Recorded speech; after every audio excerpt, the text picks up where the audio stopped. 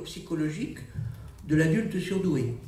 Alors, c'est pas un colloque sur les surdoués. C'est pas un colloque non plus sur la surdouance ou les quotients intellectuels élevés. C'est pas non plus un colloque sur les borderline. Donc, c'est un colloque qui va être centré sur la comparaison de ces deux types de personnalités, voir les ressemblances, voir les différences. Donc, ce matin, nous parlerons de l'étiologie et du diagnostic différentiel de l'adulte surdoué et de la personne borderline. Donc, ce matin, ce sera plutôt donc étiologie, diagnostic, repérage des deux. Et cet après-midi, ce sera plutôt la prise en charge psychothérapeutique de ces personnes, c'est-à-dire comment est-ce qu'on les prend, quelle méthode on utilise, et puis pour quelle souffrance et pour quel mieux-être. Donc ce sera les deux thèmes de la journée. Chacun de ces thèmes, notamment le thème du matin et le thème de l'après-midi, seront dédiés à des échanges avec la salle. C'est-à-dire que vous pourrez poser toutes les questions que vous voulez concernant le thème du matin ou concernant le thème de l'après-midi. La première personne qui va intervenir, ça va être Monique de Kermadec. Monique de Kermadec m'a beaucoup accompagné depuis le début de cette opération pour monter ce colloque au niveau de sa spécialité en termes de spécialiste, elle, des personnes surdouées, des adultes surdoués, et puis moi en tant que spécialiste des borderline. Nous verrons après, je passerai la parole à Anne-Marie Coltin-Gillier qui est à ma gauche, puisque Monique va plutôt vous parler des adultes, on peut parler aussi des enfants, hein, mais surtout des adultes, et Anne-Marie Coltin-Gillier vous parlera plutôt des enfants et des adolescents, mais aussi des adultes. Hein. Et enfin, je passerai la parole à Daria Karatlik, qui est au bout, qui, Daria, est docteur en psychologie, membre de la Forpel, est spécialisée dans le trouble de la personnalité borderline.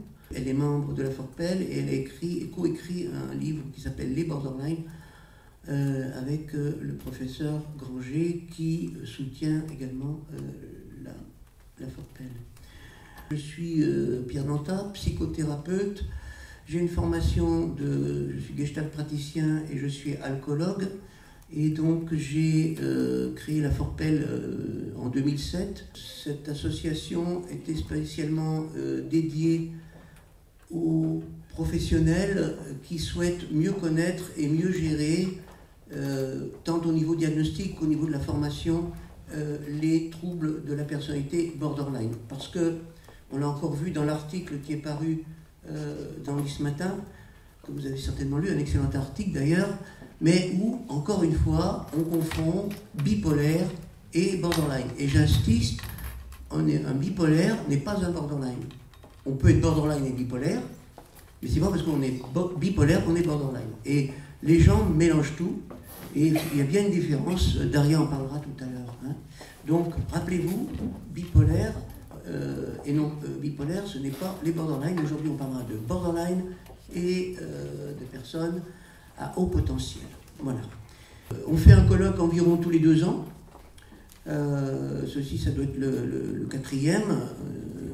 Et donc, chaque colloque est centré sur un objet.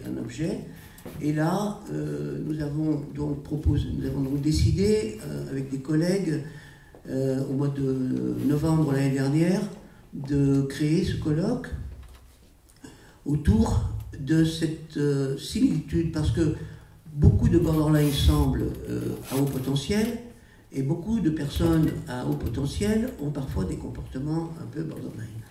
Donc c'était pour clarifier tout cela, pour ne pas mélanger tout le monde, que nous avons donc décidé de créer ce colloque pour mieux comprendre le problème.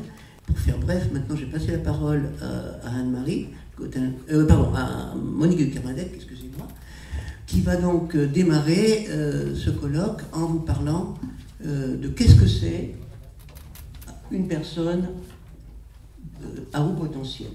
Alors, je voulais remercier Pierre Valentas parce qu'effectivement, le sujet qu'il a proposé aujourd'hui est un sujet qui m'a tout de suite passionnée. Recevant en consultation de nombreux adultes surdoués, je me suis rendu compte que certains venaient à leur premier entretien en ayant eu dans le passé des diagnostics et voire même des traitements proposés de façon tout à fait erronée. Je ne veux pas dire que tout adulte surdoué qui consulte, bien sûr, fait l'objet d'une erreur, mais ceci est tout à fait possible. J'aimerais pour commencer vous donner ma définition de la douance, parce que pour moi la douance est beaucoup plus qu'un chiffre de QI. Elle est un état d'esprit, elle est un regard sur le monde, elle est une façon d'entrer en relation avec le monde. Dès que l'on croise dans la vie, ou je dirais même en consultation, un adulte surdoué mais un enfant précoce, on se rend compte qu'il y a une qualité particulière dans la relation. Être surdoué peut être absolument merveilleux, ça peut être ce qui nous permet de réussir facilement. Mais là, ce n'est pas toujours le cas. Les surdoués qui réussissent ont généralement été bien identifiés dans l'enfance et bien accompagnés. La douance peut effectivement induire des souffrances qui vont mener à une consultation. Une consultation qui pourra faire l'objet d'un soutien psychologique, qui pourra faire l'objet d'un double diagnostic et d'une double prise en charge. Les adultes surdoués, mais les enfants précoces aussi, peuvent être en danger psychologiquement pour deux raisons. Pour des raisons internes, des facteurs internes, mais aussi de façon, je dirais, liée à des facteurs environnementaux. Quelles sont leurs conditions de vie? Comment l'école, comment le monde autour d'eux ont-ils réagi? Ces difficultés liées à ces facteurs sont pour eux à l'origine d'une souffrance et peuvent mener donc à un diagnostic, à un traitement qui n'est pas toujours approprié. Je vais vous donner 3 facteurs qui ont un impact fondamental sur la manière dont l'adulte surdoué pense et agit. Plus le QI est élevé, plus ces facteurs risquent d'avoir des conséquences et plus ces facteurs apparaîtront de manière intense. Si je les résume, je parlerai avant tout de l'intensité qui fait la particularité de l'adulte surdoué, de la complexité et de l'urgence à faire. Ce sont des personnes qui généralement vous donnent le sentiment de trop. Vous ne savez pas de quoi, mais c'est trop. Il y a quelque chose dans le contact qui vous déloge de votre confort. L'adulte surdoué est intense dans ses réponses émotionnelles, dans ses impatiences et dans ses attentes. Pour les satisfaire, vous verrez que ceci est parfois très compliqué. Cette intensité, vous l'imaginez bien, crée pour eux des difficultés dans les relations qui peuvent contribuer à un isolement et je dirais même à une étape supérieure, à une dépression. Cette intensité, bien sûr, met l'autre mal à l'aise. Comment s'exprime-t-elle? D'abord par une très grande sensibilité. Sensible, c'est-à-dire les moindres choses peuvent provoquer des émotions, on peut pleurer, on peut, je dirais, tout d'un coup se paniquer dans des situations qui ne gêneraient pas d'autres personnes. Ils sont particulièrement sensibles parfois aux sons, aux odeurs, aux lumières. Alors l'intensité s'exprime aussi dans l'impatience et par une activité très souvent intense. Le deuxième facteur dont je vous ai parlé, la complexité, renvoie à ceci. L'adulte surdoué est quelqu'un qui pense vite, qui pense bien et qui peut avoir des pensées très originales.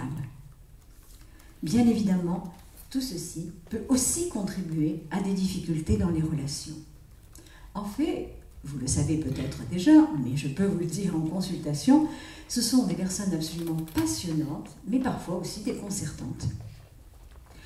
Cette complexité de pensée a chez eux un impact particulier parce qu'il leur donne des perspectives très fines, ils perçoivent des choses que d'autres ne perçoivent pas et ils ont des sortes d'intuitions qui donnent parfois le sentiment qu'ils ont un énième sens qui leur permet de voir au-delà de ce que l'on voit. S'il y a une chose certaine, et vous le savez avec les enfants, les surdoués ne se trompent jamais, ils savent toujours qu'il y a plus à voir que ce que nous donne le premier coup d'œil. Alors bien évidemment, cette complexité va déranger parce que l'adulte surdoué semble vivre constamment en état maniaque. Sans l'être, j'insiste. Il est hyper efficace et décalé, et ceci peut parfois lui faire craindre de devenir fou. Vous seriez étonné, mais en consultation, certaines personnes me disent vraiment ma façon de penser, ma façon d'agir, tellement différente des autres, me donne l'impression que je ne suis pas normale. Et ils craignent, bien évidemment, d'être perçus pour fous, parfois par les autres. Alors, cette pensée complexe les amène à avoir des associations inhabituelles, des réponses très originales. Par contre, si le malade, lui, ne peut pas différencier entre la qualité de ses pensées, l'adulte surdoué, lui, va pouvoir trier et n'en retenir que quelques-unes. Le troisième facteur, et j'essaie d'être rapide pour que nous ayons beaucoup de temps, c'est l'urgence à accomplir. L'adulte surdoué est curieux et a besoin de comprendre. On sait que les enfants posent mille et une questions. Eh bien, si à l'âge adulte, on ne les pose pas toujours à voix haute, cette curiosité, cette intensité de la curiosité continue. Pour l'adulte surdoué, une fois qu'une tâche est investie, il peut ne pas la lâcher et en perdre le boire et le manger, ce que les autres ne comprennent absolument pas. Ceci provoque des difficultés au travail et je serai heureuse d'en parler avec vous si vous le souhaitez.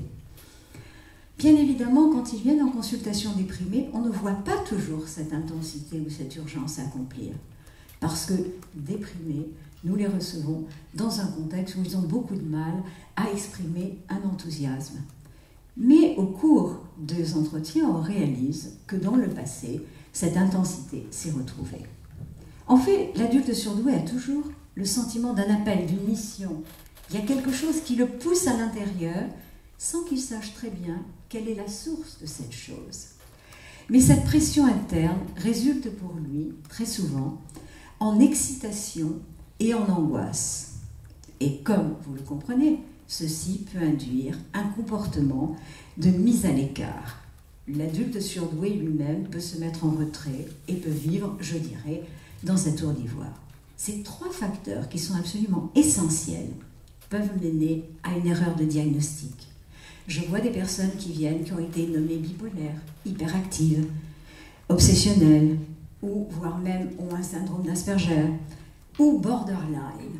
Et c'est vraiment ceci que je trouve absolument intéressant aujourd'hui, car pour moi, à la fois l'intensité, l'extrême exigence, les réactions fortes de l'adulte surdoué, et ça on va en parler, induisent cette erreur qui peut mener à un diagnostic de borderline, et je vous propose de le développer après. On verra aussi les mécanismes de défense qui sont très différents entre ceux de l'adulte surdoué, qui est un névrosé classique, et l'adulte surdoué, qui peut avoir une personnalité borderline. D'accord. On va continuer le débat.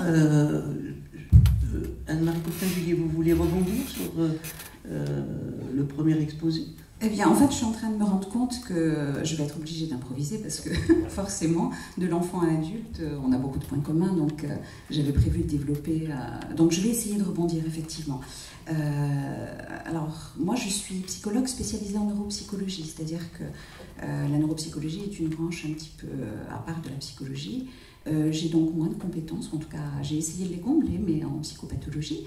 Je suis ici pour vous rapporter mon expérience auprès d'enfants, d'adolescents, puis d'adultes à haut potentiel. Et en fait, ma formation, si vous voulez, je suis issue du monde du développement. Donc au départ, je ne me suis intéressée effectivement qu'aux enfants. Et c'est par la suite la demande des parents, on l'évoquait tout à l'heure en préambule en discutant avec Monique de Kermadec, le nombre de parents qui, quelque part, au moment de l'annonce du diagnostic, culpabilisaient en quelque sorte, en se disant « mais comment est-ce que je n'ai pas pu voir cette différence ?» Et puis, tout en raisonnant à voix haute, qui disait « mais effectivement, on est un peu tous pareils dans notre tribu. » Puis, petit à petit, l'idée cheminait de se dire « mais donc, si mon enfant est différent, s'il me ressemble, est-ce que moi aussi, je pourrais être différent ?» Très souvent, c'est plus facile, une fois qu'on n'est plus un sujet naïf, qu'on connaît un petit peu le thème, de poser le diagnostic pour les autres, mais pas pour soi-même. C'est très difficile. Chez les enfants, la différence, c'est que la demande ne vient pas de l'enfant.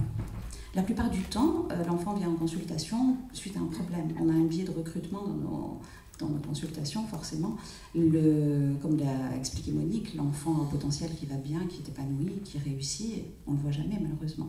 Enfin, difficilement. On essaye parfois, parce que ça nous fait du bien aussi de nous rappeler que ceux que nous voyons, la plupart du temps, on les voit pour leur souffrance et que ça n'est pas le cas de tous, fort heureusement. Donc les parents sont à l'origine de la demande et amènent l'enfant en consultation, et l'enfant se sent différent depuis toujours, mais il a tendance à essayer d'attribuer cette différence à d'autres choses. C'est extrêmement difficile pour un adulte comme pour un enfant de se sentir plus alors qu'en fait il se pense moins. Et ça, c'est une thématique qui revient tout le temps. Avec même, aussi bien chez l'enfant que chez l'adulte d'ailleurs, lorsqu'on passe les tests et qu'on essaye de les valoriser en leur expliquant à quel point ils peuvent être performants dans certains domaines, qu'ils ont des forces, peut-être aussi des faiblesses, ça on y reviendra éventuellement, la plupart d'entre eux ont tendance à trouver des causes extrinsèques à leur réussite. C'est-à-dire que non, ils ne peuvent pas avoir réussi parce qu'ils sont doués, ils ont réussi parce que les épreuves étaient plus faciles. Donc la cause ne peut pas, ils ont du mal à imaginer que ça puisse venir d'eux.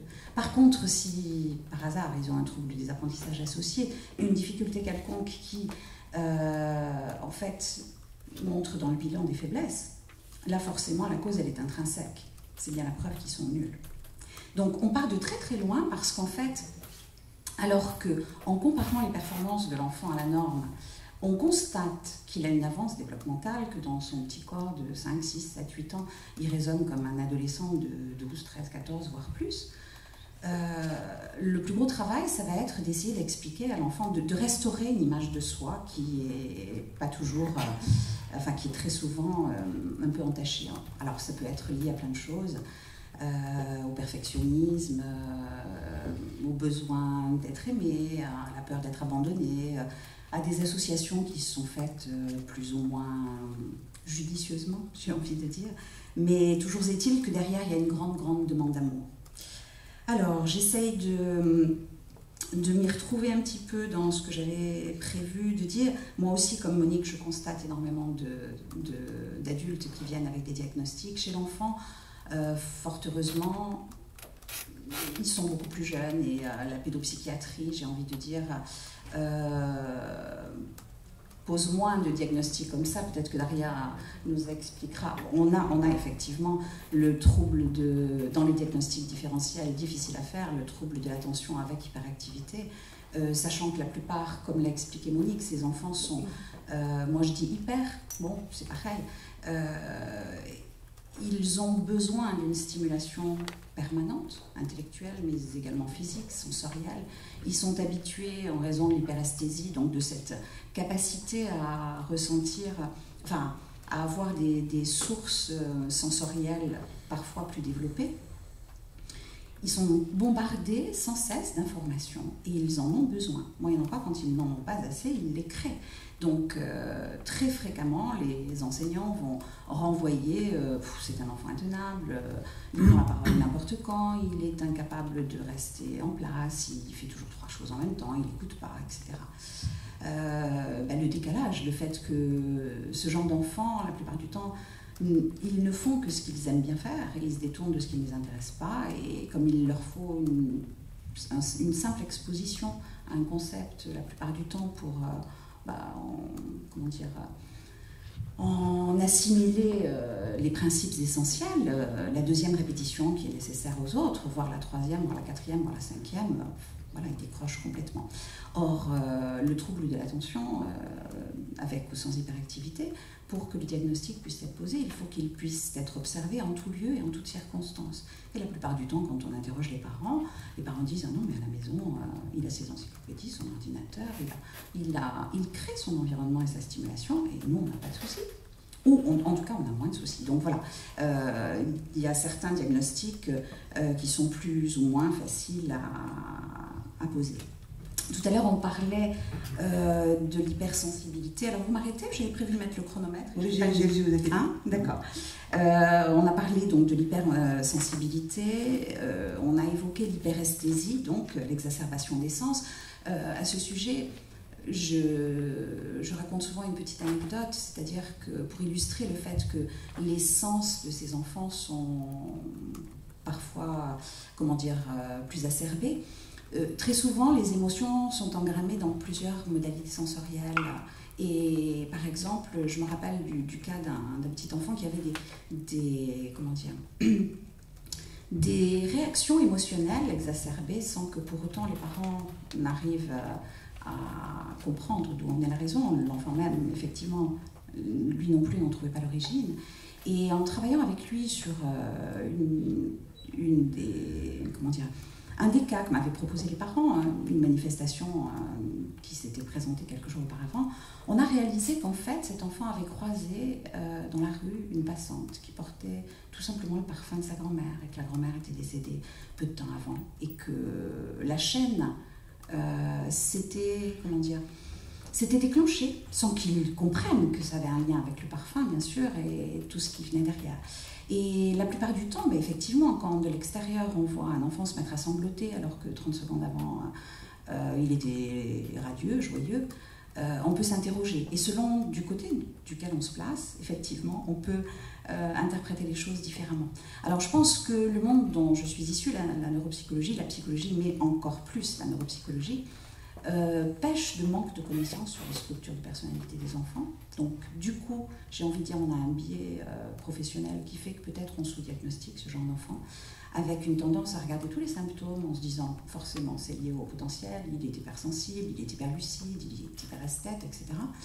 Mais j'ai envie de dire que côté psychiatrie, je pense qu'on a peut-être le même défaut, c'est-à-dire que le sujet du haut potentiel est peu enseigné, y compris pour ma propre chapelle en psychologie.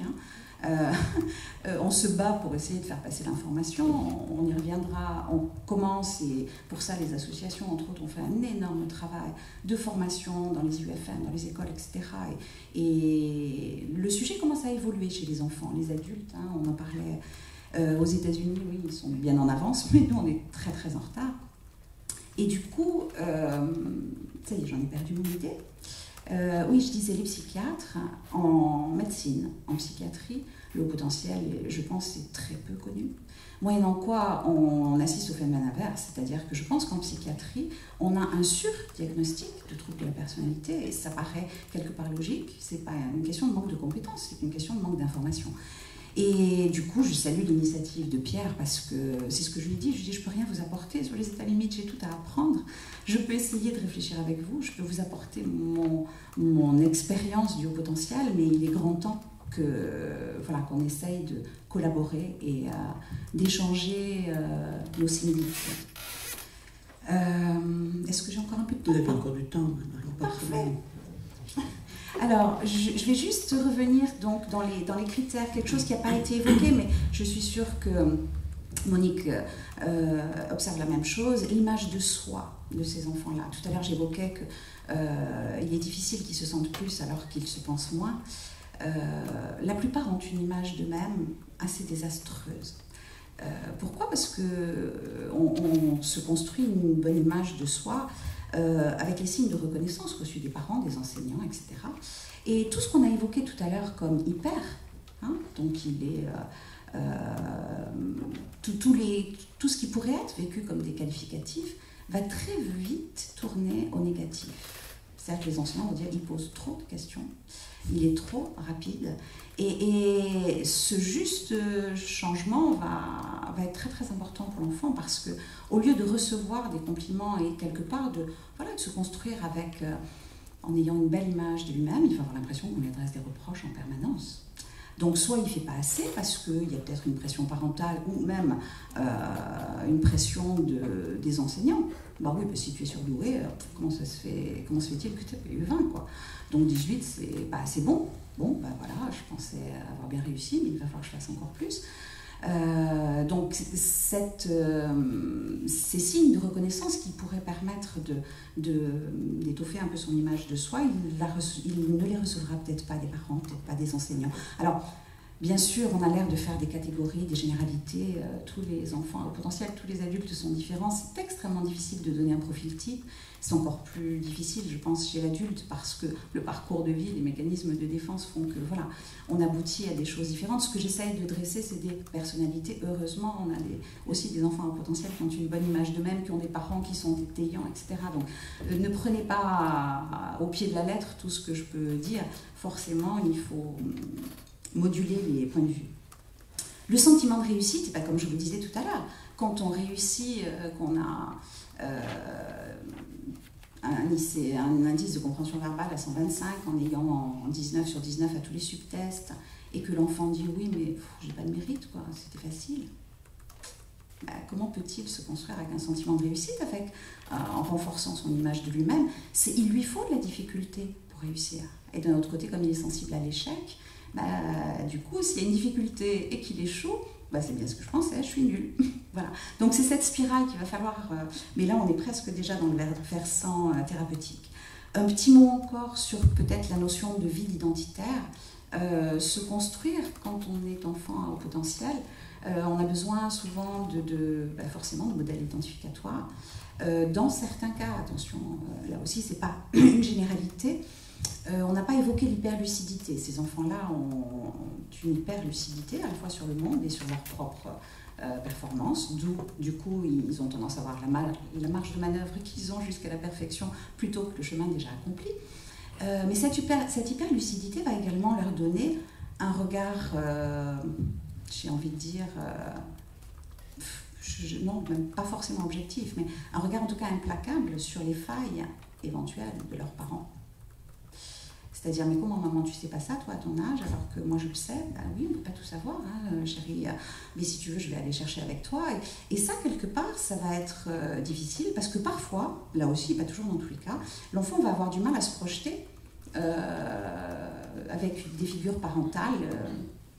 Dans certains cas, il y a aussi des enfants au potentiel, je veux dire, dans des milieux où les parents ne le sont pas, et où là, justement, la place de l'enfant est encore plus difficile si lui-même se rend compte très rapidement avoir dépassé le propre niveau de ses parents. Voilà, ça pose d'autres problèmes. L'identification, là aussi, on l'a fait par rapport à ses pairs. Or, quand on se trouve scolarisé, allez, en prenant un exemple, à 8 ans, avec donc un niveau de développement intellectuel de 14 ou 15, et que autour de soi, tous les camarades ont 8 ans, avec un niveau de développement de 8 à 9 ans, parfois un peu moins, c'est difficile. On n'a pas les mêmes centres d'intérêt, on est souvent rejeté. Donc, se construire, c'est pas toujours évident. Alors, ils prennent souvent un mentor, une figure parentale substitutive. Ils vont fonctionner bien sûr à l'affectif, ils vont aller chercher un enseignant qui a un grand charisme et avec lequel ils vont construire une relation. Mais là aussi, lucidité au moindre faux pas, la moindre situation d'injustice en classe qui est réglée d'une façon qui n'est pas celle qu'ils espéraient, et c'est la dégringolade. Le mentor va tomber de son piédestal. Et j'ai envie de dire, on voit aussi un peu la même chose dans la relation thérapeutique, c'est-à-dire qu'au départ, le patient, enfant, ado ou adulte, a un espèce d'effet d'euphorie. Oh, enfin, quelqu'un qui me comprend, qui prononce des mots, qui a l'air de voir comment je vis, qui a l'air de me connaître, etc.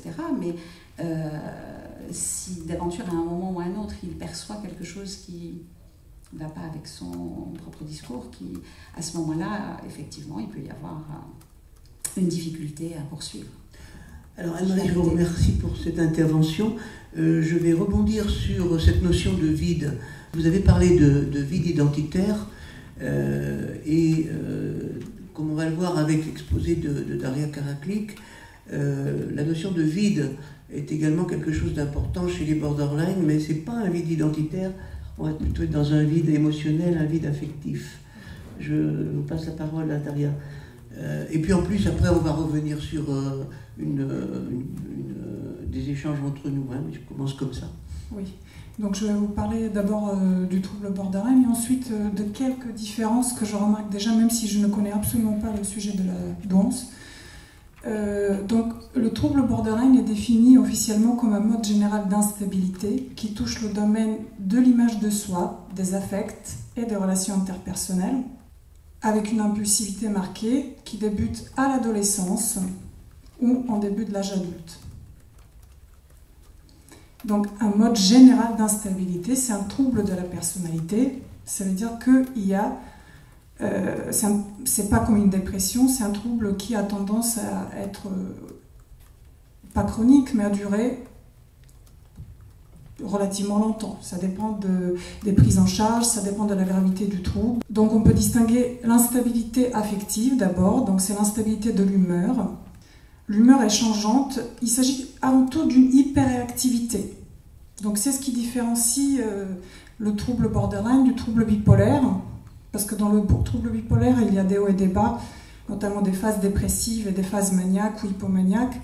Mais là, il s'agit d'une hyperréactivité aux stimuli environnementaux, aux événements, parfois même très banals, très anodins. Donc ce sont des personnes hypersensibles qui réagissent de façon vive aux signes même minimes de frustration, de ce qui est perçu comme une sorte d'agression parfois minime ou des déceptions, de remise en question. Il s'agit d'une estime de soi qui est extrêmement fragile, donc fragilité narcissique.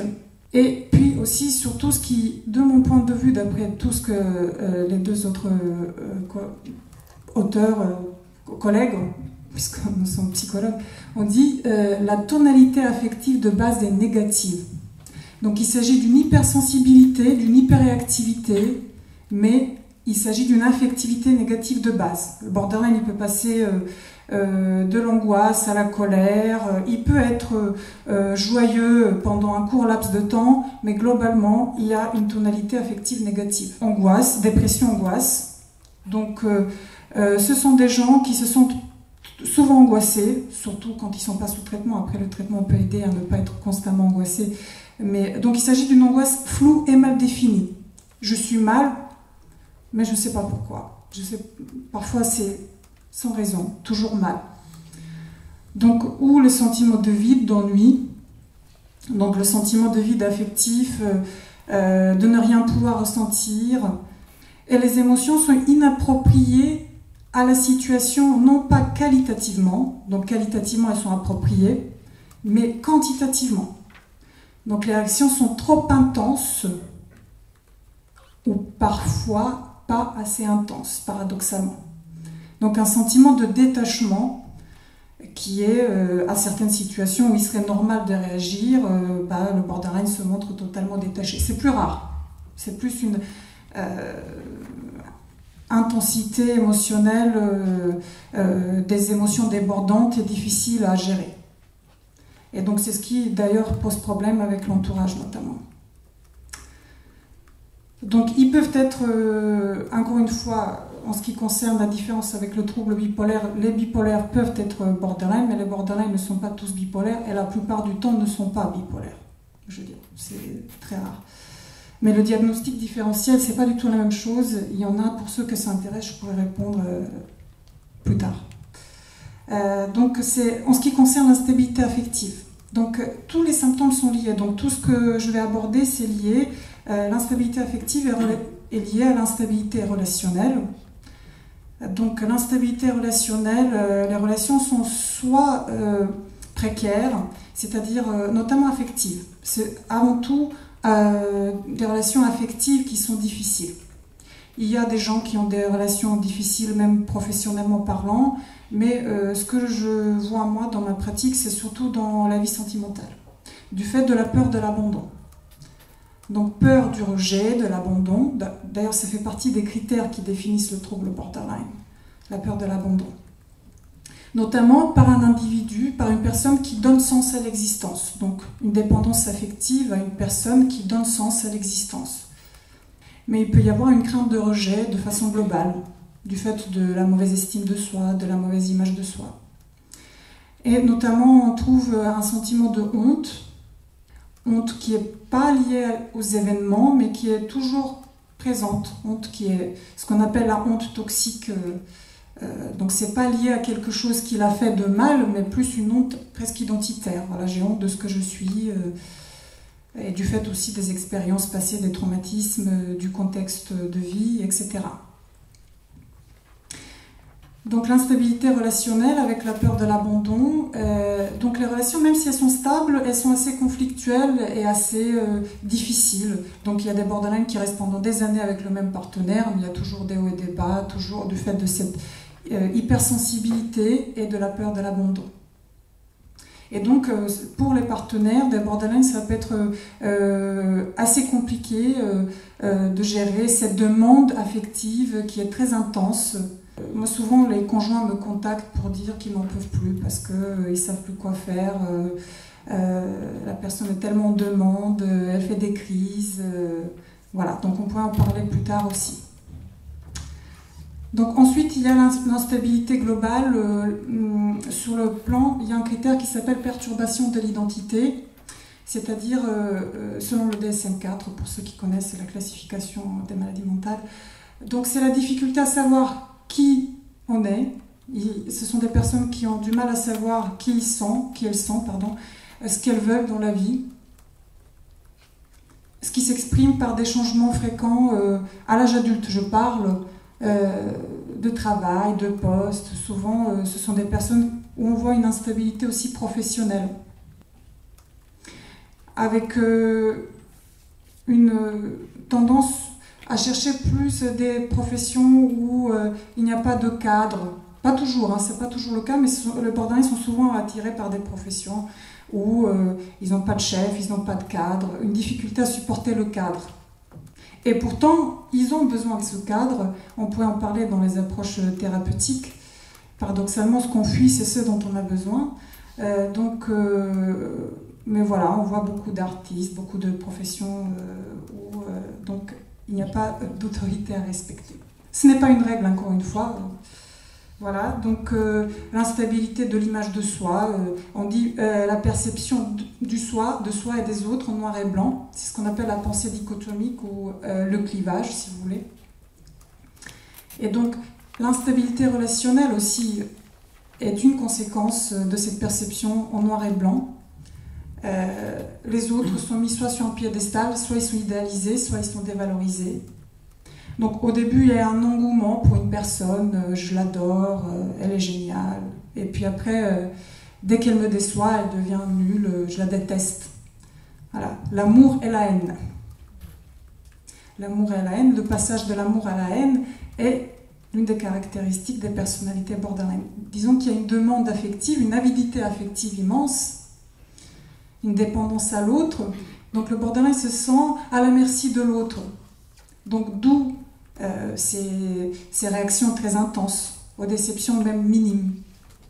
Donc l'autre est trop important, et comme il est trop important, quand je lui accorde trop d'importance, affectivement parlant, je réagis de façon très vive à tout ce qu'il me fait, entre guillemets. C'est comme ça qu'ils le perçoivent, c'est comme ça qu'ils le vivent, même si parfois, et bien souvent, même les réactions de l'autre ne sont pas liées à eux. Donc l'impulsivité varie selon la forme, puisqu'il y a des formes légères, des formes modérées et des formes graves. Donc les formes graves qu'on voit notamment en psychiatrie et les formes légères et modérées plutôt en libéral. Donc l'impulsivité dans au moins 2 domaines, ça c'est le critère si vous voulez officiel, dans au moins 2 domaines. Par exemple les addictions, l'alcoolisme, la toxicomanie, ensuite la boulimie, la dépense inconsidérée, les troubles du comportement. Ce que j'ai pu observer personnellement, c'est que la consommation des substances, notamment chez les borderline, elle est sur un mode, pas toujours, mais en libéral, ce qu'on perçoit, ce ne sont pas vraiment des dépendances, c'est-à-dire de façon continue, mais plus des abus de substances de façon par vague. Vous voyez, ça veut dire qu'il y a des personnes qui ne consomment pas, et puis d'un seul coup, on ne sait pas pourquoi, elles se mettent à abuser d'une substance, que ce soit l'alcool ou la drogue, pendant quelques jours, presque de façon impulsive. Daria, est-ce qu'on pourrait rebondir sur ce que vous venez de dire là? Oui. Parce que vous avez annoncé quelques bon nombre de notions, Oui. et ce serait intéressant de rebondir sur ce que vous venez de dire pour démarrer le débat. Oui. Parce que je voyais nos deux autres intervenantes piaffer d'impatience, en disant j'ai envie de dire quelque chose là-dessus, etc. Alors, est-ce que vous voulez bien passer le micro à Madame de Kermadec, et puis on va commencer à échanger là-dessus. Donc, il nous reste une bonne demi-heure là-dessus. Donc on va pouvoir échanger là-dessus entre nous, hein. Donc on va se passer le micro mutuellement comme ça. Merci pour je vais être le modérateur là-dessus, vous m'excuserez, je suis obligé de vous couper de temps en temps, d'accord? Merci pour votre liste, parce qu'effectivement, en voulant me limiter, je ne suis pas rentrée dans le détail, et j'aimerais, puisque vous avez tous les points, les reprendre par rapport à l'adulte surdoué. Pour moi, d'abord, être un adulte surdoué, ce n'est pas un trouble de la personnalité, et vous ne le trouverez pas dans le DSM-4 ou 5 qui existe aujourd'hui. C'est une façon d'être, une façon de vivre, mais ceci n'est pas enseigné comme un trouble de la personnalité. Vous parliez d'instabilité d'humeur, et il est vrai que l'adulte surdoué peut très bien être blessé dans certaines circonstances, peut se déprimer par réaction à certains événements qui se passent dans leurs relations professionnelles, amoureuses ou autres. Mais on n'a pas l'habilité de l'humeur de la même façon. On a une humeur qui peut varier selon les circonstances.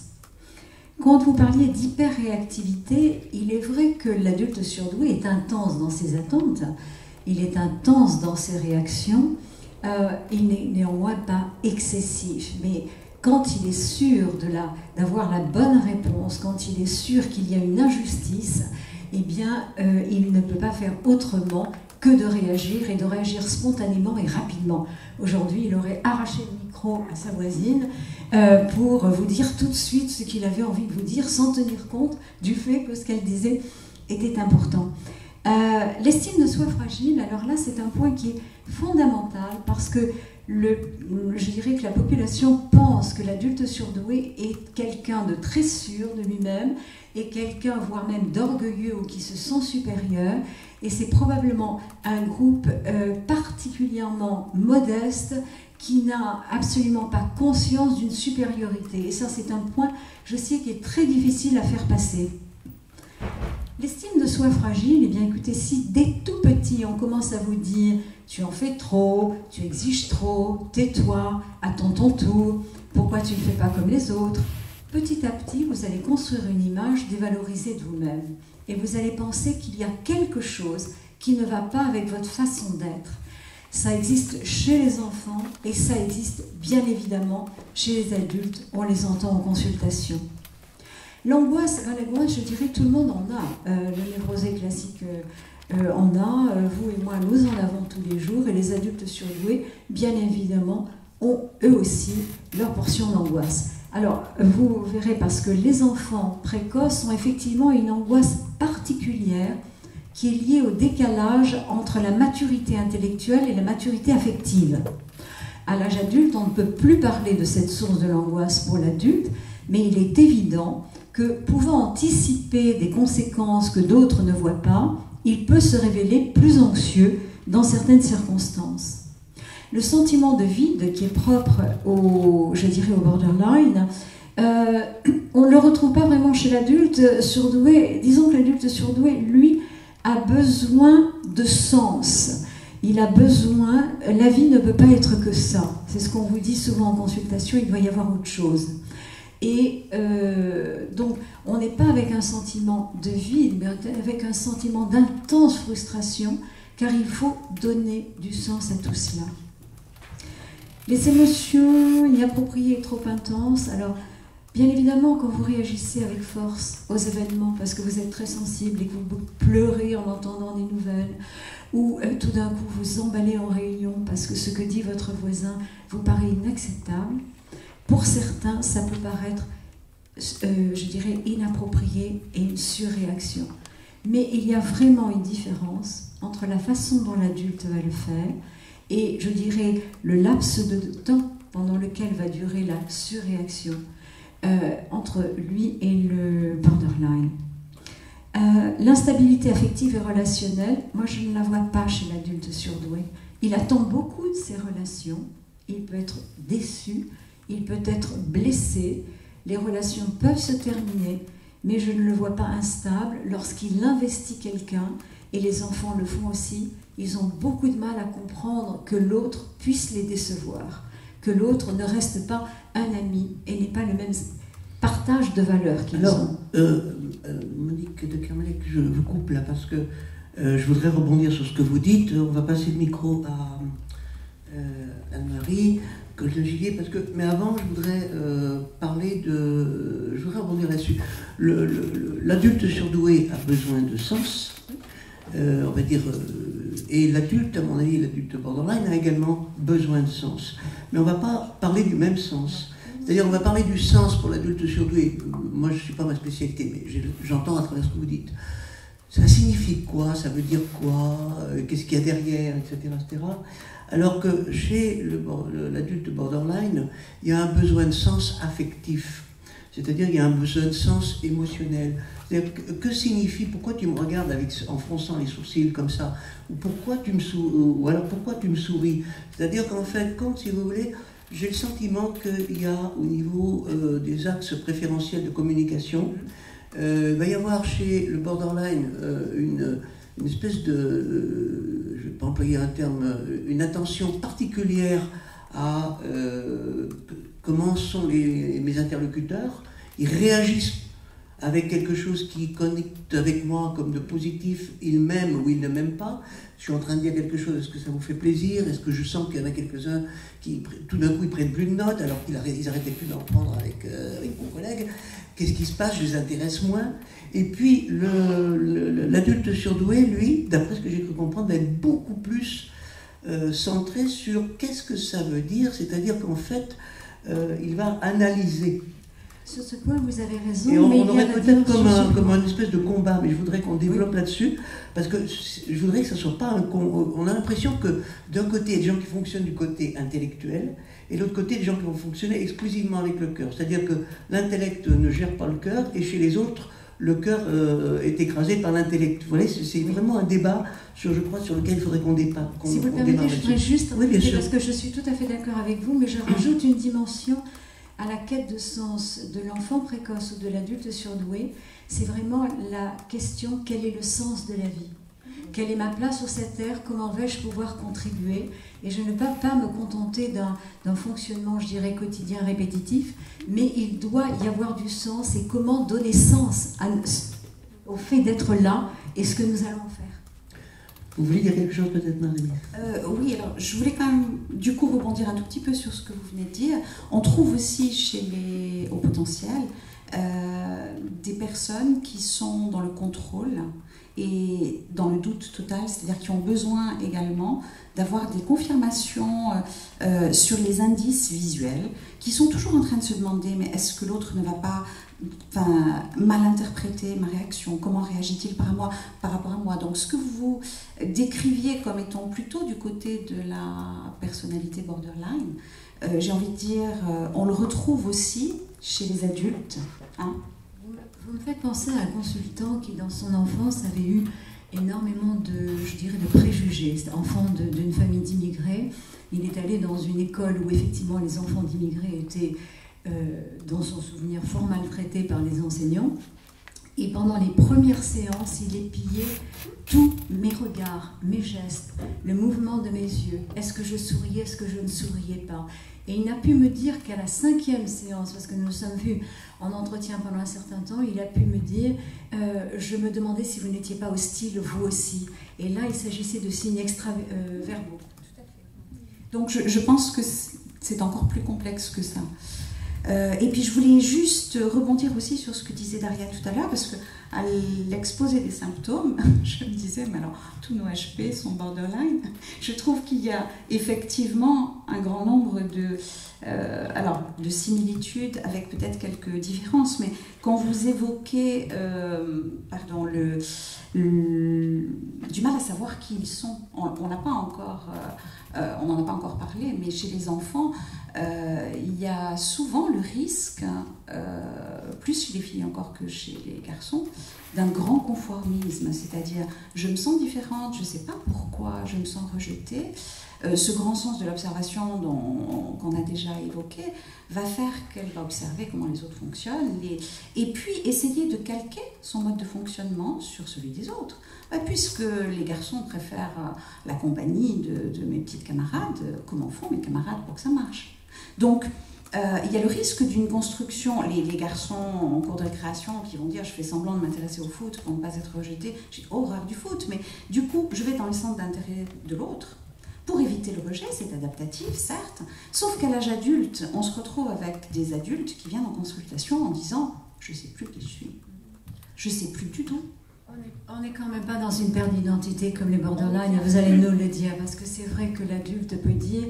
Et je trouve ça vraiment très triste d'avoir un adulte de 50 ans qui vient en consultation et qui vous dit « Aux yeux du monde, j'ai réussi, mais moi, je suis convaincue d'être passée à côté de ma vie. » C'est-à-dire que toute ma vie, j'ai essayé d'être acceptée par les autres. J'ai fait ce que les autres attendaient de moi, mais il n'y a pas une perte d'identité comme chez les borderline et chez les psychotiques. Il y a certainement une difficulté à savoir qui l'on est lorsqu'on n'a pas actualisé tout son potentiel, tous ses talents. Et c'est là où, dans mon livre, moi j'ai parlé du faux self, qui était se construire dans le mode attendu par l'autre, mais il n'y a pas une perte d'identité. Oui, et puis chez les borderline, donc il s'agit des adultes, c'est plus normal chez les enfants d'être influençable, de ne pas savoir qui on est, parce que l'identité se construit. À l'âge adulte, il s'agit plus...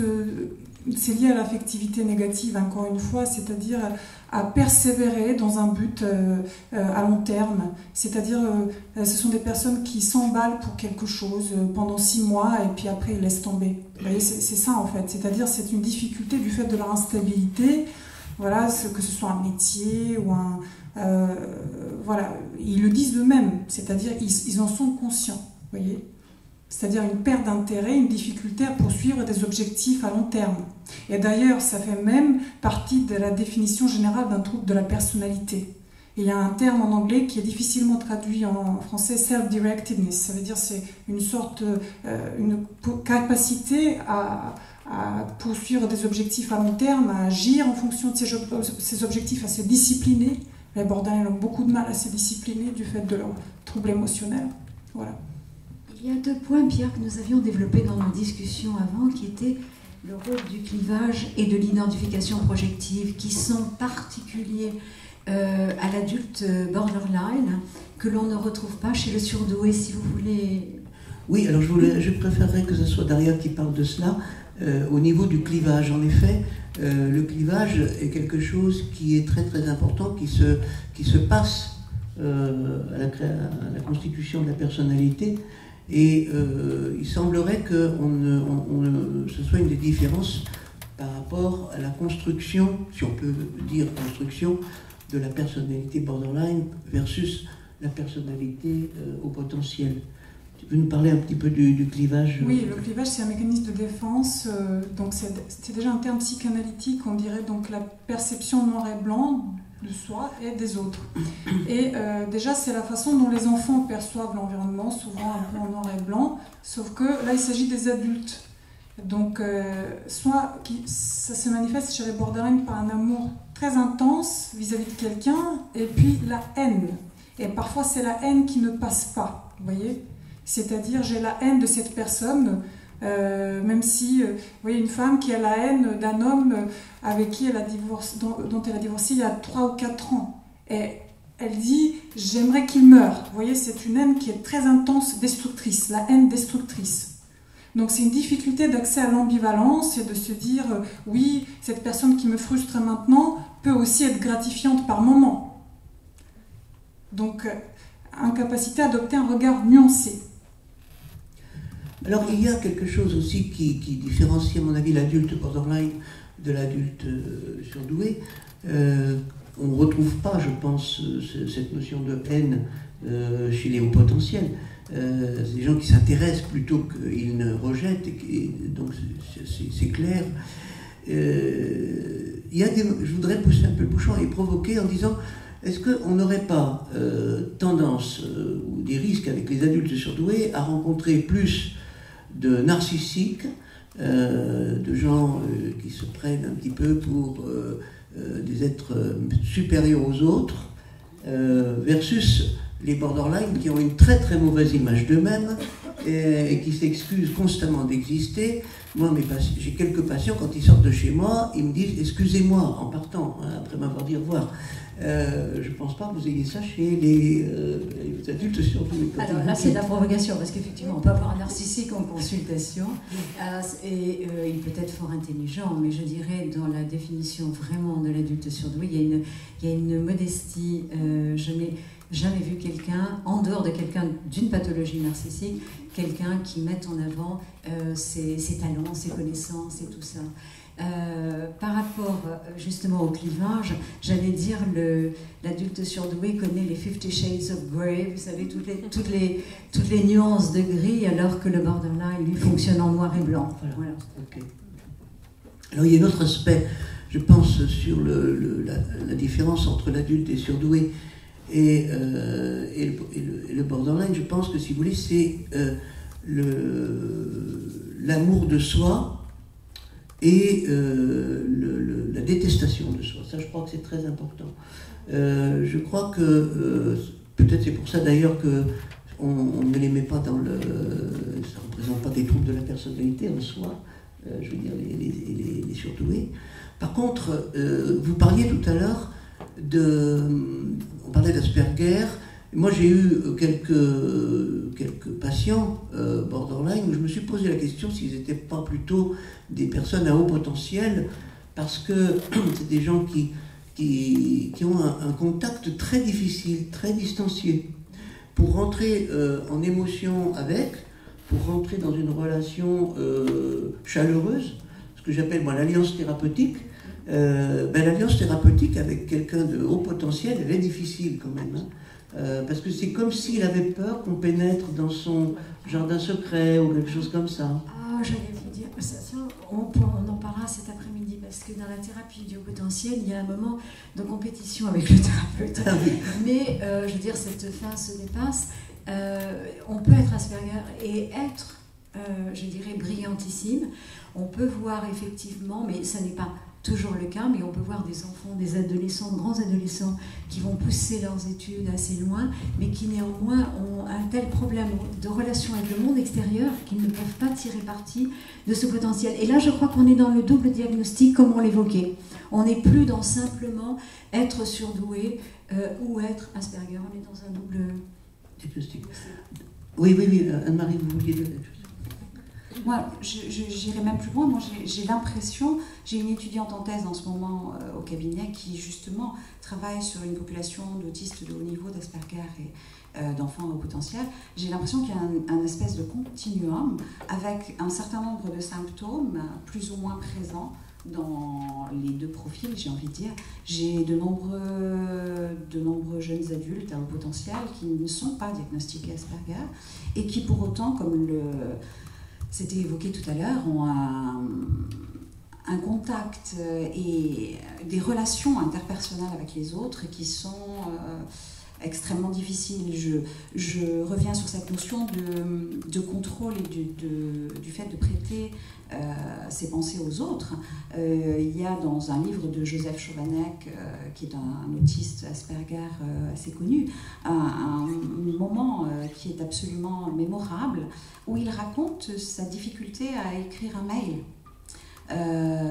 Et où il pose le questionnement ainsi en disant mais comment commence-t-on un mail? Est-ce qu'on dit monsieur, cher monsieur, le prénom, etc. Donc c'est le genre de question qu'un haut potentiel peut tout à fait se poser. Et j'ai des hauts potentiels qui mettront énormément de temps à rédiger un mail parce qu'à chaque virgule, ils vont essayer d'inférer toutes les interprétations possibles pour contrôler que le message va bien passer comme ils vont le faire passer, et pour autant, ce ne sont pas des Asperger. Donc, comment dire, je pense qu'il y a effectivement un continuum et qu'on peut aussi avoir des traits présents. Vous parliez de quelque chose qui est important, c'est l'identification projective chez le borderline, et je crois que là, vous pouvez peut-être nous en dire quelque chose. Nous n'avons pas ça chez le haut potentiel. Bien sûr, s'identifier est quelque chose qui permet de se construire petit à petit, mais à passer le cap où l'on attribue à l'autre, je dirais, ce qui est négatif en soi, par exemple, là, nous sommes dans un fonctionnement totalement différent. Daria, vous voulez terminer là-dessus?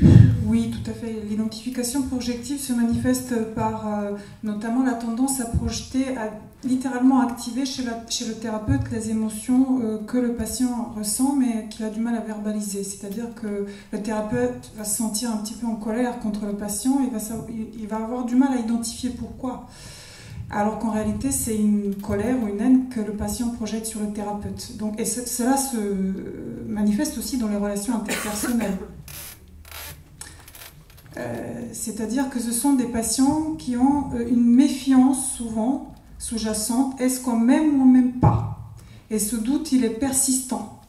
Et donc, quand j'ai l'impression qu'on m'aime pas, je deviens moi-même malveillant entre guillemets. J'ai une attitude méfiante et donc une difficulté à être ouvert à l'autre. Donc la confiance n'est pas facile avec un borderline. La confiance dans l'alliance thérapeutique et la confiance en général. Ce sont des individus qui ont beaucoup de mal à faire confiance, même si souvent ils n'en ont pas conscience. Très bien, mais écoutez, je vais conclure cette première partie de journée en remerciant les différents intervenants de leur position, de leurs informations qu'ils nous ont apportées. On va évidemment aller au-delà de tout cela dans le cadre des échanges avec vous tout de suite après la pause. Donc, oui. Je me demandais si on pouvait... Excusez-moi Pierre, je me demandais si on avait 2 minutes pour poser quelques questions au groupe avant qu'ils ne se dispersent pour une pause café. Allez-y, posez les questions. Alors, parce que j'ai rassemblé pour vous un certain nombre de reproches qui sont généralement faits aux adultes surdoués. Vous n'êtes pas obligé de lever le doigt, mais j'aimerais que vous pensiez.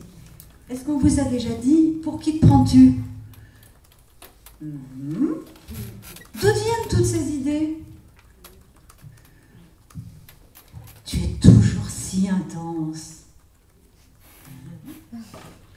Tu ne seras donc jamais satisfait?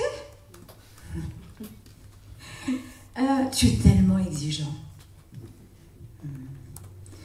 Pourquoi compliques-tu toujours les choses? Tu dramatises tout. Tu es trop sensible. Ne pourrais-tu pas faire une seule chose à la fois? Tu t'inquiètes tout le temps. Tu ne pourrais pas ralentir un peu?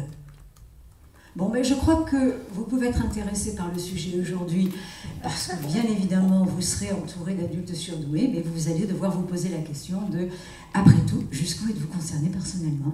Alors, on ne va pas faire une thérapie de groupe, mais bon, il y a tout ce qu'il faut quand même pour se nourrir tout de suite après la pause. Et ce que je vous propose donc, c'est de prendre un petit café, boire un verre d'eau, des petits gâteaux, rencontrer Daria et Anne-Marie Coltin-Gillier qui seront là pour parler avec vous aussi, hors micro et hors antenne. Et puis on se retrouve tous ici dans la salle dans 15 minutes. À tout à l'heure. Merci de votre attention.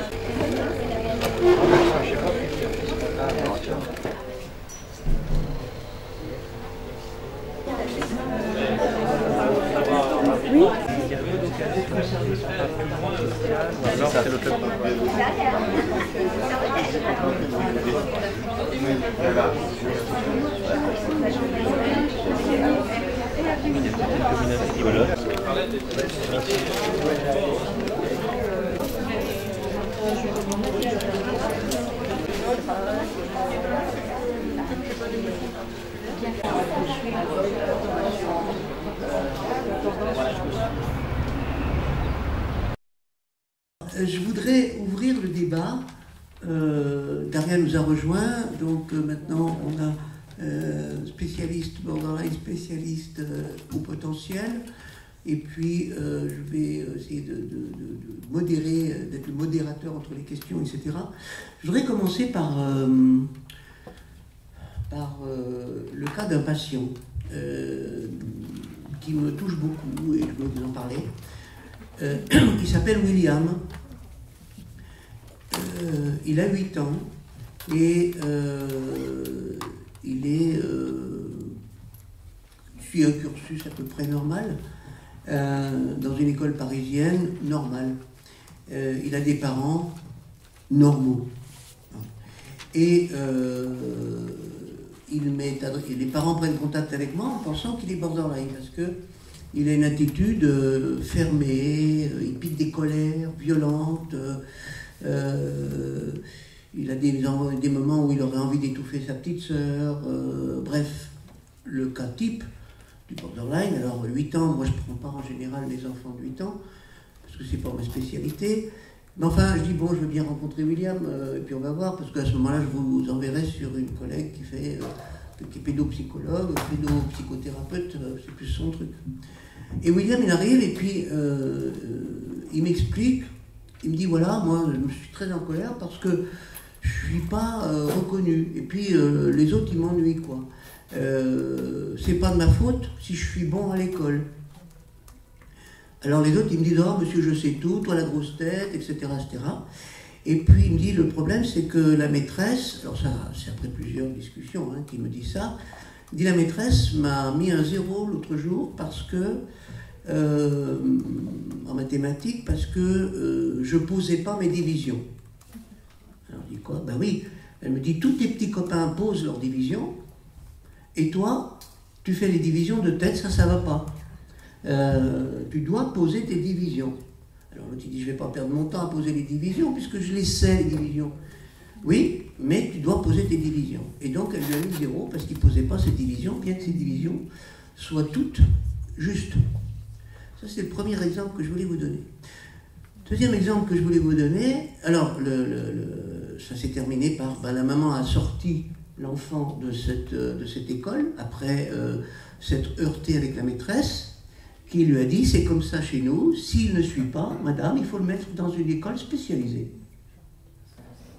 Alors, je voulais juste savoir, je peux rebondir maintenant? Oui, rebondir. Ça, c'est fréquemment, enfin, je veux dire, ça fait partie d'une grande partie du lot de nos consultations quotidiennes en pédiatrie, du coup, l'incompréhension de la façon de fonctionner de ces enfants-là.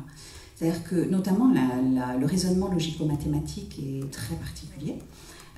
Avec des choses qui peuvent parfois faire peur parce que ils utilisent beaucoup la métaphore et ils peuvent facilement vous dire que le résultat s'affiche sur un écran mental en surbrillance. C'est Jeanne Suffachin, je crois, qui, dans son livre, le verbalise ainsi, c'est-à-dire qu'en fait, il y a des connexions de neurones qui se font avec certains calculs et que, par analogie, sans avoir conscience du raisonnement qui conduit au résultat, le résultat s'impose à eux, tout simplement. Or ça, en classe, c'est très souvent source d'injustice, parce que quand l'enfant réussit un calcul que les autres ne réussissent pas, la maîtresse peut dire t'as copié, sauf que si personne à côté n'a la bonne réponse, à ce moment-là, on va dire à l'enfant c'est pas de chance, enfin c'est la chance, quoi, t'as répondu au hasard. Explique-moi comment tu arrives à ce résultat. Et l'enfant, à juste titre, comme vous venez de le dire, dit mais je suis incapable d'expliquer. C'est ça, mais c'est la bonne réponse ou pas? Oui, c'est la bonne réponse, mais c'est pas ça qui est important. Comment tu y es arrivé? Je ne sais pas. Je ne sais pas. Et l'enfant, du coup, se retrouve avec un sentiment, être puni, avoir 0, alors qu'on a tout juste. Tout simplement parce qu'on met en doute sa parole. Lui qui n'imagine même pas que le monde puisse être cruel, que les gens puissent... il est bon par nature, il aime les autres par nature, et on lui prête des intentions qu'il n'a pas. Ça, c'est catastrophique. Donc c'est très très important. Moi, souvent, ce que je conseille aux parents quand c'est possible, pour aider l'enfant, parce que ce type de raisonnement, il tient à peu près jusqu'à la 4e. S'il n'y a pas trop de difficultés avec les enseignants, ça peut passer. Arrivé à la 4e, on va privilégier le raisonnement au résultat. Donc le fait d'avoir le résultat juste, ça ne sert plus à rien si on ne sait pas par où on est passé. Donc en fait, là on dérape un tout petit peu sur la prise en charge, mais peu importe. Le type de prise en charge que je fais étant neuropsychologue, c'est plus de la métacognition, c'est essayer du coup d'expliquer à l'enfant comment il fonctionne et de lui dire ton fonctionnement est certes efficace, mais c'est pas tout à fait ce qu'on te demande. Il va falloir que tu travailles pour comprendre comment tu arrives au résultat. Et une des méthodes les plus efficaces, c'est le tutorat. C'est-à-dire essayer de mettre l'enfant en condition d'aide avec un enfant plus en difficulté, parce qu'en fait, ce qu'il n'arrive pas à faire pour lui-même, par où je suis passée pour le résultat, je m'en fous, ça n'a aucun intérêt, j'ai le résultat, voilà. Il va être capable de faire cet effort-là pour un autre.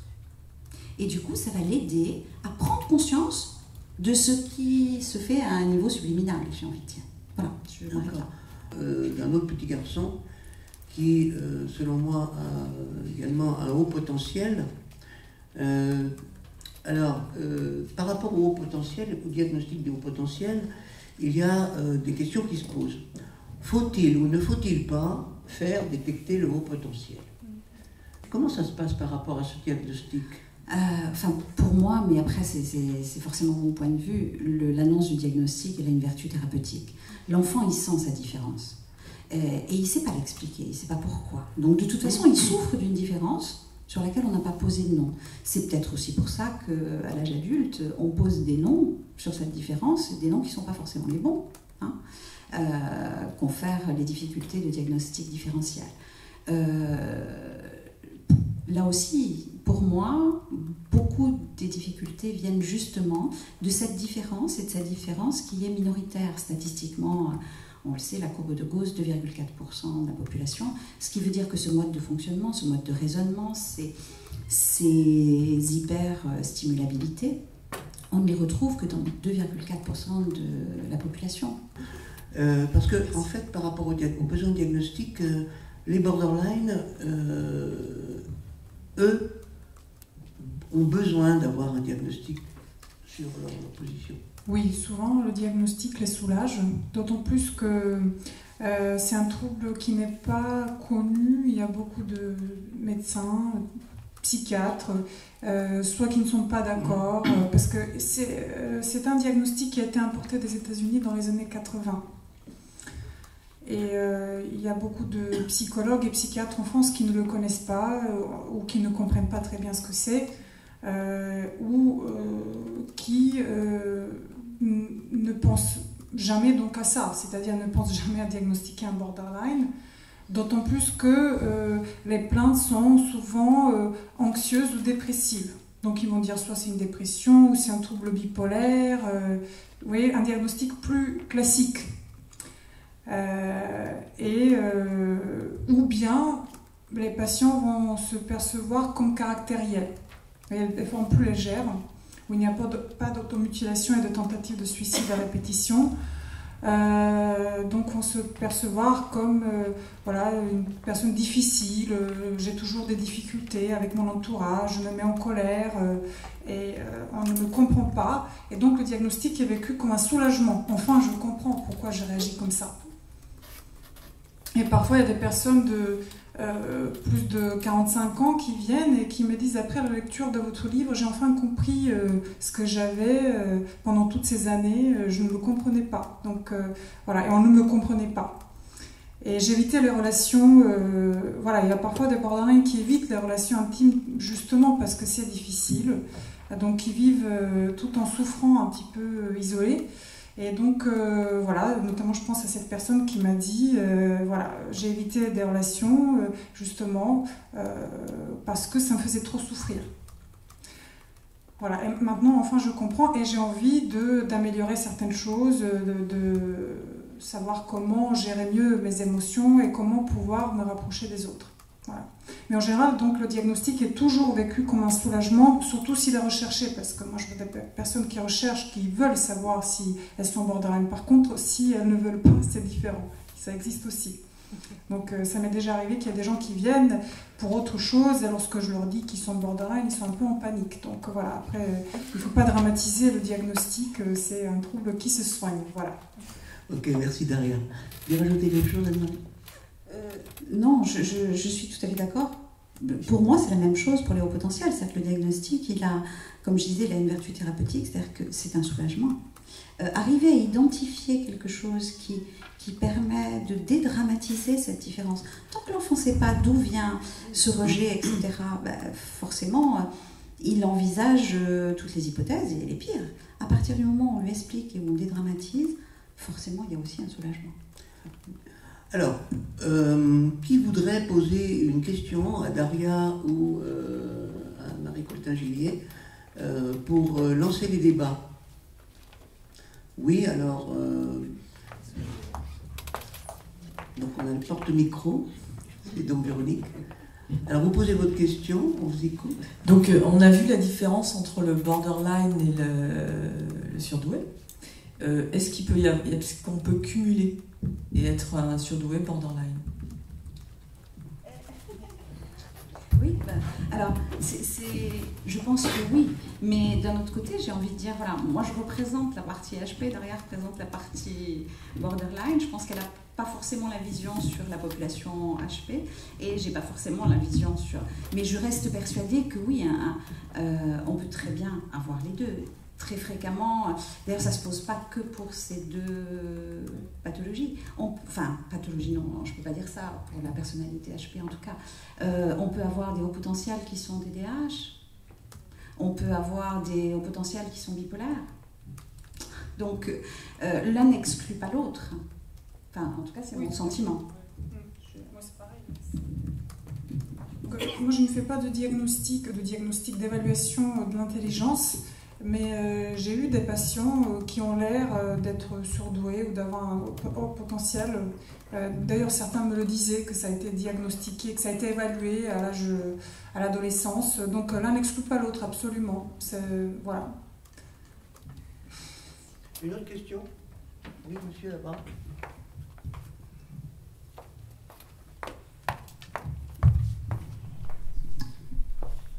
Vous avez parlé ce matin beaucoup des différences qu'il pouvait y avoir entre les HP et les borderline. J'ai encore du mal à voir, il y avait quand même beaucoup de symptômes qui sont similaires, et j'ai encore un petit peu de mal à voir qu'est-ce qui classifie d'un côté ou de l'autre. Si on pouvait faire un résumé un peu par rapport à ce matin de qu'est-ce qui va permettre de distinguer l'un et l'autre? Je pense, si vous voulez, avoir compris, moi, ce matin, que au niveau du pourcentage, on retrouve pratiquement la même type de population. C'est-à-dire qu'on a 3%, 4% de personnes diagnostiquées borderline, vrai borderline, dans la population active. Marie Coltin-Gillier nous a dit qu'il y avait à peu près 2,5% de haut potentiel, donc jusque-là, à peu près égal. Là où ça commence à devenir différent, je pense que c'est sur l'histoire de l'individu. Là, on va peut-être trouver quand même quelques différences. Je voudrais poser la question, ça ne veut pas dire que parce qu'on est dans une famille, on va dire, maltraitante, on ne va pas devenir, on n'est pas forcément une personne à haut potentiel. On peut très bien être issu d'une famille maltraitante et avoir un haut potentiel. On peut très bien être issu d'une famille maltraitante et pas forcément être borderline. Bon, mais il y a plus de chances d'être borderline si on est d'une famille maltraitante. Si on est issu d'une famille où on a encouragé votre haut potentiel, vous avez plus de chances, si vous voulez, de vous développer d'une façon harmonique. Alors que si vous êtes issu d'une famille maltraitante, votre haut potentiel, vous risquez, si vous voulez, de l'utiliser pour écraser ou pour contenir votre quotient émotionnel élevé. Hein? Les patients borderline qui ont un quotient émotionnel intellectuel élevé se servent, moi c'est mon expérience pratique, ils sont toujours en train de dire je comprends pourquoi mon parent est comme ça, je comprends parce qu'il faut voir ce qui leur est arrivé, etc. etc. C'est-à-dire que le patient borderline est toujours dans le je comprends. L'hyper-empathie, c'est-à-dire une facilité à comprendre les émotions de l'autre, voire à le lire. On dit même que les borderline ont une capacité à ressentir, comme ils sont hypersensibles, les émotions de l'autre, et qui sont hyper empathiques. Donc, alors je ne sais pas pour les surdoués si... On dit la même chose hein, pour les surdoués, pour les HP. Mm. Alors, avec peut-être quelque chose qu'on ne trouve pas chez les borderline, cette hyper-empathie, elle peut aller jusqu'à la contagion émotionnelle, parfois. Et j'ai même envie de dire que la façon de fonctionner avec comment dire, cet arbre de probabilité à chaque fois où on envisage tous les possibles, fait que certains vont souffrir de choses qui ne font pas souffrir les intéressés eux-mêmes. Je pense notamment à une patiente qui donc a une activité cérébrale intense et qui se trouve en difficulté chaque fois qu'elle est dans une foule, notamment dans les transports en commun, parce que son regard se porte sur tout ce qu'il y a autour d'elle et qu'elle se saisit de la moindre information pour laisser partir son imagination et inventer des scénarios et des souffrances. Ben oui, mais il a des vêtements usagés, ça doit être quelqu'un qui est dans le besoin, etc. Et elle subit ces scénarios et elle se met à souffrir de quelque chose dont la personne éventuellement ne souffre pas. Donc on retrouve ça aussi quand même. On peut le voir aussi chez les borderline. Mais il y a une entité qui n'a pas été tellement étudiée en France, c'est l'adulte hypersensible. Il y a un best-seller aux États-Unis qui s'appelle Highly Sensitive Person, qui a été vendu à des milliers d'exemplaires, où il étudie justement ce problème d'hypersensibilité. Donc ce dont on parle, c'est plus un aspect qui est peut-être commun en deux personnalités d'hypersensibilité. C'est-à-dire souvent ce sont des personnes qui évitent les foules parce qu'ils se sentent mal, ils ont tendance à être éponges. Je parle de l'hypersensibilité tout court, qui peut être retrouvée dans plusieurs pathologies ou pas pathologies, c'est-à-dire c'est plus un trait de personnalité, c'est comme ça qu'il faut le voir. Donc, qui existe chez les borderline, mais pas seulement. Donc, les adultes surdoués, mais pas seulement. Il y a des personnes qui sont hypersensibles, qui ne sont ni borderline ni surdoués. Ça, c'est très important aussi à comprendre. Donc là, on parle plus d'un trait de personnalité. Voilà. Une autre question? Oui, monsieur. J'ai peur qu'on n'ait pas répondu à la question de monsieur, mais je pense qu'on n'a peut-être pas encore les éléments de réponse. J'ai moi aussi du mal à voir encore les différences. On a pointé beaucoup de similitudes et je pense qu'il y en a. Mais je dirais que la différence principale, c'est ce que j'ai déjà évoqué, c'est l'affectivité négative. Oui, c'est-à-dire le degré de souffrance. Borderline est négatif, il est angoissé, il est triste, il est désespéré. Et ces affects négatifs le submergent, l'envahissent de façon très vive. Voilà. C'est-à-dire qu'il y a plus d'affects négatifs que d'affects positifs. Ce qui, d'après ce que vous dites, n'est pas souvent le cas chez les personnes surdouées, sauf si elles sont borderline et surdouées, évidemment. Voilà. Donc ça, c'est la différence principale. Pour compléter, en effet, vous avez raison, la réponse était, c'est vrai. Pour compléter, je vais vous dire que les patients que je reçois, les patients borderline que je reçois sont souvent des gens qui sont tout le temps en train de dire « je comprends, je comprends, je comprends ». Et ils ont une grosse difficulté à aller dans le « je ressens, je ressens, je ressens ».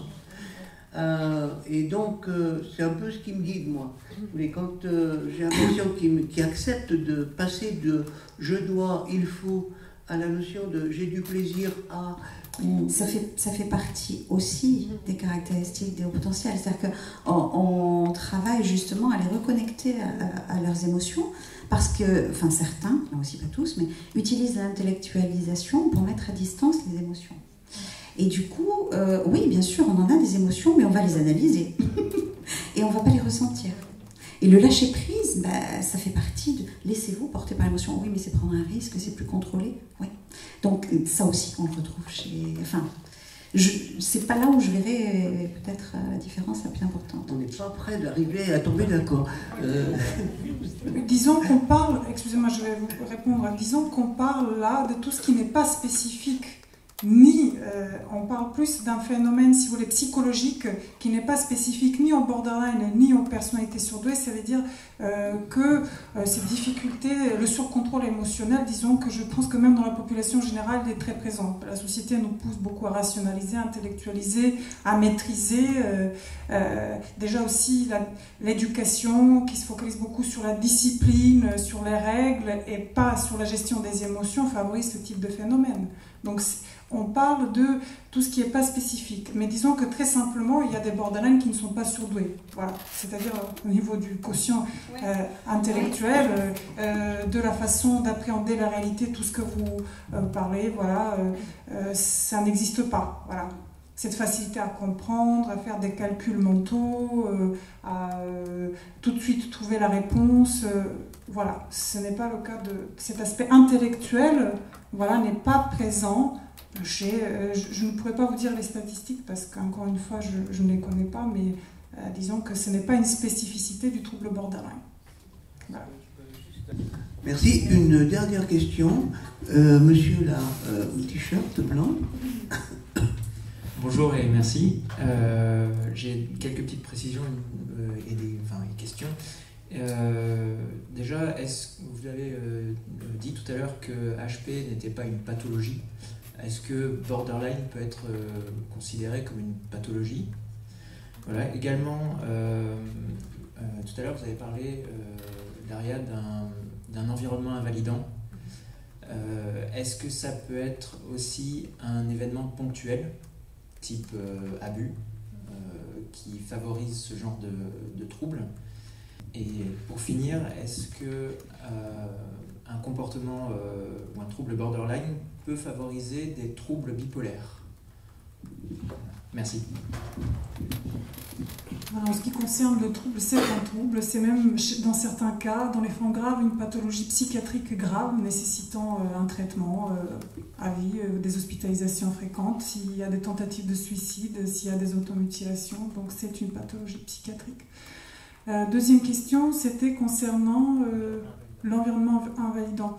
Donc l'environnement invalidant, encore une fois, prédispose au trouble borderline s'il y a la vulnérabilité biologique. Mais un environnement invalidant seul, pas forcément. C'est-à-dire qu'il y a des individus qui ne développent pas le trouble borderline tout en ayant eu un environnement invalidant. Alors, est-ce que ça peut être, en ayant une prédisposition biologique, est-ce que ça peut être juste un événement? Est-ce que ça se voit, est-ce que ça s'est déjà vu? Disons qu'un événement, un traumatisme qui a des conséquences provoque plutôt ce qu'on appelle un état de stress post-traumatique immédiat. Chez les borderline, c'est plus des traumatismes à répétition et un environnement global qui est défavorable. Voilà.